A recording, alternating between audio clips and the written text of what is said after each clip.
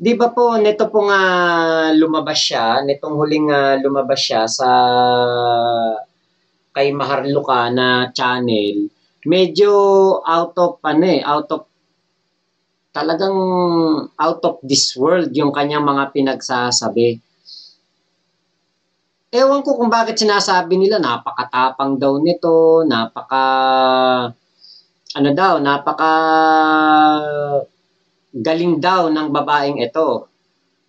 Pero sa aking palagay, hindi. Hindi ito matapang, hindi ito tunay na naglalabas ng katotohanan. Kasi ang tunay pong naglalabas ng katotohanan, sa korte dinadala ang kanyang mga ebidensya at ang kanyang mga statement. 'Di ba? Ngayon, hindi naman ito nagdala ng hindi niya dinala sa sa korte ang kanyang statement. So paano naging matapang 'yun? Kasi kung matapang ka talaga, panunumpaan mo 'yan sa korte. Talagang pag-aanuhin mo 'yan, kumbaga aanuhin mo 'yan na totoo ang iyong mga sinasabi. So ngayon, ang dami pong hinangaw nitong si Kati Binag. Bukod sa marami ng hinangaw, parang alam niyo po yung grabe na grabe pa na akusasyon ang kanyang binitiwan. Kasi yung kanyang binitiwan na akusasyon ay hindi po makatotohanan dahil unang-una nga po, saan ka ba naman nakakita ng sinasabi niya na ang ating Pangulong Bongbong Marcos daw po ay nagpupulburon. Tapos inalok daw siya ni First Lady na unang-unang kita pa lang sa kanya, inalok daw kagad siya. Doon pa mismo sa bahay, sa bahay pa mismo nitong si, sa bahay mismo ni PBBM at ni First Lady. Ngayon, kung bahay yon ni First Lady at bahay yan ng mga Marcos, hindi lang sila ang tao doon eh. 'Di ba? Hindi lang sila ang tao doon at hindi lang sila ang tsak nung nandoon nung time na yon. Tsak na marami pa pong tao doon. Ngayon, syempre may mga katulong din diyan. Yan ang mga, alam niyo sa totoo lang, mga katulong, mga maid, mga cook, yan ang unang-unang makakakita. Kung totoo po ang binibintang nitong si Kati Binag, yan ang unang-unang makakakita. Diba? Yung mga katulong, mga hardinero, driver. Pero wala pong nagsasalita ng ganyan. Diba? Wala naman tayong nababalitaan na may nagpapatotoo na ganyan. Na yan talaga yung malapit sa ating Pangulo. Saka sa kanyang may bahay. Yan talaga yung masasabi nating pinakamalapit. Diba? Kasi syempre, yan eh. Kumbaga, yan talaga yung 24/7 nandyan sa loob ng bahay ng mga Marcos. Yan ang talagang makakakita. Pero wala pong nagpapatunay ng sinasabi ni Catherine Bunag na galing sa mga nagtrabaho sa mga Marcos. Ngayon, eto daw pong si Kati Binag, meron pong kaibigan. Ngayon, nung may nagpasa sa atin nitong video na ito medyo yung mga pasabog dito o mga nalaman natin dito patungkol dito sa kay Kati Binag. Etong si PBBM pala, collateral damage na lang talaga. Wala pong kumbaga wala po talagang kasalanan o wala po talagang hindi po totoo yung mga binibintang nitong si Kati Binag. Kasi nga po, si PBBM nadadamay lang sa away mag-asawa o away ng kabit at ng tunay na asawa. Ganun lang po ang nangyayari.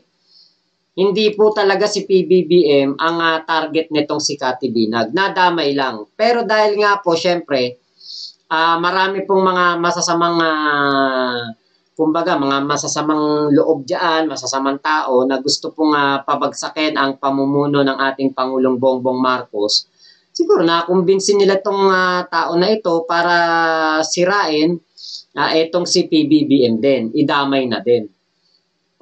Ngayon po, ito po yung yung ito yung video na kung saan ay meron pong isang kaibigan, si Kati Binag. Kaya kung may mensahe ako kay Kati, ikwento mo kung ano ito. Ito po yung isang video na kung saan itong si Kati Binag po ay inilaglag ng kanyang kaibigan. Kasi nga daw po, hindi daw po nagsasabi ng totoo itong si Kati Binag. So, ito po yung video. Ito muna ang una nating reactionan. Kaya kung may mensahe ako kay Kati, ikwento mo kung ano yung totoo. Alam ko nag-aaway kayo ni Tony Boy. Nag-aaway kayo ni Manong Tony. O, di ba? Pero hindi niya naman kinuha yung bahay sa Ayala sa'yo. O, Ayala Labak. O, di ba? Si Manong Tony ba nagbawi sa'yo ng bahay sa Ayala? Talagang imakas si Margie. Hindi naman siguro si Manong Tony. O. Di ba, Kat?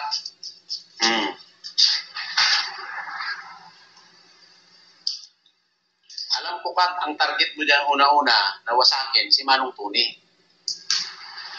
Siya ang iyong target. Collateral damage lang si BBM. Since na taga Davao ka, at ang iyong acquaintances sa mga DDS at Maisog, siyempre. Collateral damage lang etong si si PBBM kasi nga po alam nyo yung pagpunta nito kay Maharlika scripted na scripted Alam nyo po kung bakit? Laging kay Maharlika na uunan lumabas ang mga whistleblower. Magtataka ka din, bakit lagi kay Maharlika?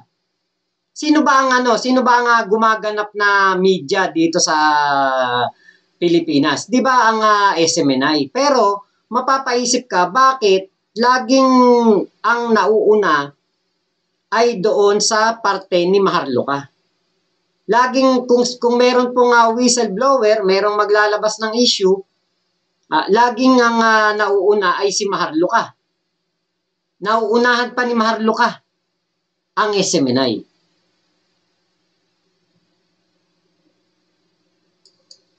Diba po? Ang kumbaga, ang labo. Napakahirap intindihin. Bakit mapupunta ang isang binag doon sa Kati Binag, doon kay Maharlika, pero dapat, di ba, maunahan pa kayo ng SMNI kasi ang SMNI nandito lang naman sa Pilipinas. Bakit naunahan pa ni Maharlika? Ngayon, eto na yung aking naiisip. Ganto na lang lagi ang gagawin nila. Lagi na lang natin ito makikita. Kada merong whistleblower, kada laging merong magsasalita laban sa ating Pangulong Bongbong Marcos, lagi na lang merong lalabas na tao una muna doon kay Maharlika. Ganyan po ang laging gagawin. Kasi, ang aking naiisip, siguro baka para makaiwas na rin sa demanda, diba? Katulad nun, ang mga revelation nila doon sa unang paglabas niya kay Maharlika, medyo talagang sobra-sobra sa below the belt pa yan. Grabe talaga yung mga pinagsasabi doon. At yung, alam mo kagad na puro kasinungalingan. Kasi nga po, hindi naman magsasabi ng totoo tong mga to Dahil sanay man loko tong mga to, kahit nga mga partner nila, niloloko nila di ba? So, what more pa kaya ang taong bayan? So, eto, parang mga pusakal na sinungaling to. Wala silang pake. Ikaw ang, kumbaga, sinasabi nito, siya daw ang nakakita. Siya daw ang, kumbaga, nakita niya kung ano ginagawa daw doon sa bahay mismo ni PBBM. Ikaw yung mismong nakakita niyang mga bagay na yan. Meron pa nga daw pong USB. Pero, kung ikay may care para lamang kay BP Sara, dahil daw sa nangyayari kay BP Sara, kaya daw siya lumabas. Di ba kung may care ka talaga kay BP Sara, hindi sa SOCMED ka lalabas eh. Dadalin mo yan sa impeachment complaint. Di ba? Kukuha ka ng abogado at ipapa-impeach mo si PBBM, pasasagutin mo diyan sa mga hawak mong ebidensya kuno. Kapag hindi nasagot ito ni PBBM at nakitaan ng katotohanan yung mga hawak mo na ebidensya, yun ang malaking magiging tulong mo kay BP Sara. Pero kung lalabas ka lang kay Maharlika, anong tulong ang maibibigay mo kay BP Sara? Eh wala ka namang maitutulong diyan. Kung bubunganga ka lang din kay Maharlika. Si Maharlika nga wala nga maitulong kay BP Sara eh. 'Di ba? Napapasama pa nga eh. Sobrang lalim. 'Di ba, Kat? 'Di ba? Eh lalo na yung grupo mo sa GCI. O, 'di ba? Eh karamihan nun mga kaklase ni Inday Sara 'yon. Si Nip, 'di ba? Kaklase ni Inday Sara. Oh. Eh very close ka doon kay Nip. O sino pa? Gusto mo pangalanan ko isa-isa? Oh. In so many instances, we're together in the White House of Manong Tony Boy. Diba? Okay? Anyway, yung lugar is part of Dakudao pa yan. Area, diba?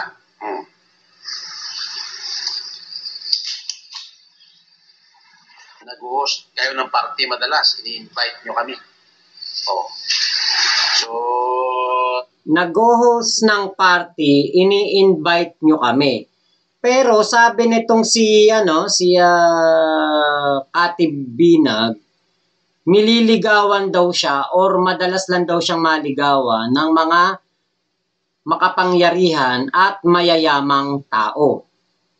Pero kung ikaw ang nag-i-invite doon sa mga kalalakihan para pumunta sa party mo, ikaw ang unang nagpapakita ng motibo kasi alam mo na merong posible talaga na merong may kapangyarihan lalo na kung may edad na ang mahumaling sa iyo dahil 'di ba kita niyo naman yung itsura niya, hindi naman simple, 'di ba? Hindi naman siya simple, 'di ba? Na nung lumabas siya kay Maharlika nga, parang ganun-ganun lang yung kanyang suot pero nung napunta na doon sa pangalan nito, napunta na doon kay